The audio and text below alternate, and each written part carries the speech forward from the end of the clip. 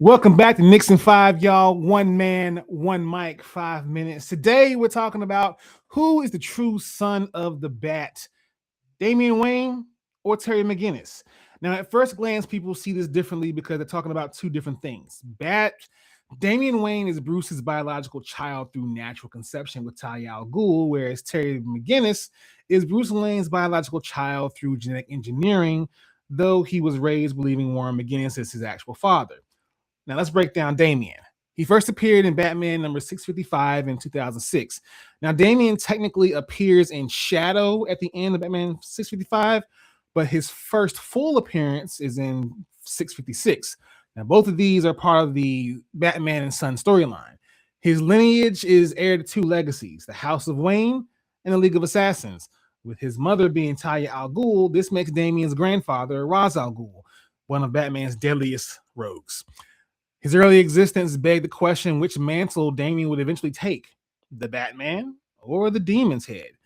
Damian truly came into his own during Grant Morrison's Batman and Robin run from 2009 to 2011. This book was fresh off the heels of Final Crisis and Battle for the Cowl, where we see Dick Grayson become Batman and Damian become Robin. The pairing humanized Damian, having him learn teamwork, humility, respect, and true heroism. Damian's most Batman-like moment, I would say, came with the sacrifice of his life in Batman Incorporated number 8 in 2013. Damian knowingly forfeits his life to stop an artificially aged clone of his DNA by Talia and Leviathan called the Heretic and save Gotham in the process. It's here we see Damian wasn't created just to be Robin. Now, with Terry, he's already uniquely separated from Damian simply because of his debut. Like Harley Quinn in X-23, Terry's first appearance was on television, specifically episode 1, A Rebirth, on the animated series Batman Beyond. His first comic book appearance came shortly after with issue number 1 of Batman Beyond in an adaptation in 1999.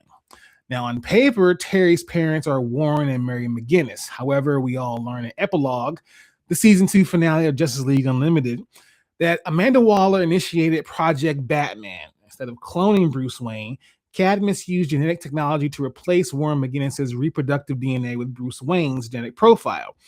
Terry was therefore conceived naturally by Mary McGinnis, but genetically, he is Bruce Wayne's biological son. Bruce didn't even know this until decades later. As for Terry's ultimate moment under the cowl, I mean, come on, we all know it's 2000's Return of the Joker. The film forces Terry to confront the Joker, uncover the horrifying fate of Tim Drake, and prove that he's simply not wearing Bruce's suit. He's actually worthy of carrying Batman's legacy. The exchange between Terry and Joker is iconic because Terry defeats him by doing something Bruce rarely does. He laughs and mocks him, and he gets under Joker's skin and in his head. It's Terry's Batman, not Bruce's. That moment convinced many fans he'd become his own hero. Now, you may be asking yourself also, who would beat who in a confrontation? Well, lucky for us, Dan I Killed Superman Jurgens answered that in 2017 and 18 in Batman Beyond issues 7 through 11. In the story arc Rise of the Demon, Terry investigates the return of Ra's al Ghul. He travels to the Himalayas and discovers Ra's is actually an older Damian Wayne who has succeeded his grandfather and led League of Assassins. Terry and Damian engage in a battle. Damian claims Terry is worthy of the Batman mantle. Bruce arrives, leading to an emotional father and son confrontation. Damian eventually helps Bruce and Terry stop Quirrell's plan and chooses to remain with the League, hoping to reform it within. But let's not forget the time Damian had to save Terry's ass in Batman 700. Once again, Grant Morrison's at the helm of the story, giving us a glimpse into the possible future where Damian has become Batman. Terry exists as a child, and Damian rescues infant Terry from Two-Face 2. Later, pages jump ahead to see an older Terry training under Damian. So who do y'all think?